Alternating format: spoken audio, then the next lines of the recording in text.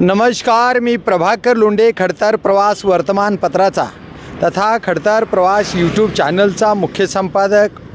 आज आपण आलात आयुर्वेदिक कॉलेजच्या समोर अहिल्यादेवी होळकर चौकामध्ये आलेलो आहोत। या बाजूला हा जो रोड आहे, हा रोड तुळजापूरहून येतोय आणि धाराशिवमध्ये जातोय। या पुलाच्या बाजूलाच हा एक खड्डा आहे। हा खड्डा एवढा भयानक आहे की अचानक सायंकाळी जर वाहन आलं असं तर 100% या खड्ड्यात जाऊ शकतं, अशी कंडिशन या खड्ड्याची आहे।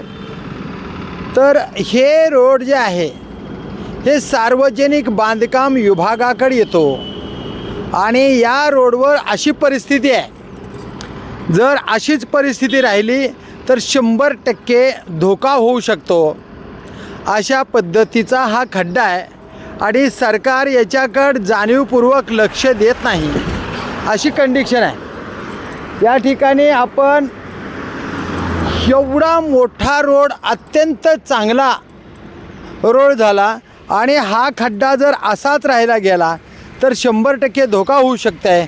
तर बघूया या खड्ड्याकडे सार्वजनिक बांधकाम विभागाचे लोक किंवा या रोडवरून ये जा करणारे जी लोक आहेत त्या लोकांच्या जीवाची काळजी घेण्यासाठी हे जो रोड ज्या संबंधित कार्यालयाकडे जातो त्या कार्यालयाचे अधिकारी या रोडकडे लक्ष देतील का आणि या रोडवरचा खड्डा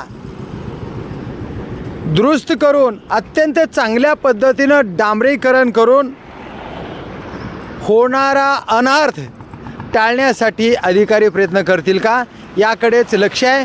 तर बघूया येणाऱ्या काळामध्ये नेमकं कशा पद्धतीनं हा खड्डा बुजवला जाईल आणि रोड चांगला बनवला जाईल, याकडेच लक्ष आहे।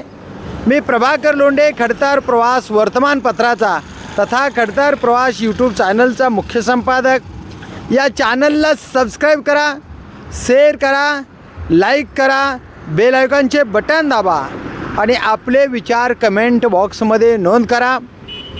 विचार ये जा करणाऱ्या लोकांच्या हिताचे असावे, जीव वाचवणारे असावे आणि अधिकाराच्या भ्रष्ट कारभाराच्या विषय असावे। तर बघूया नेमकं काय होतं ते। धन्यवाद। धाराशिवकर। जय हिंद, जय महाराष्ट्र।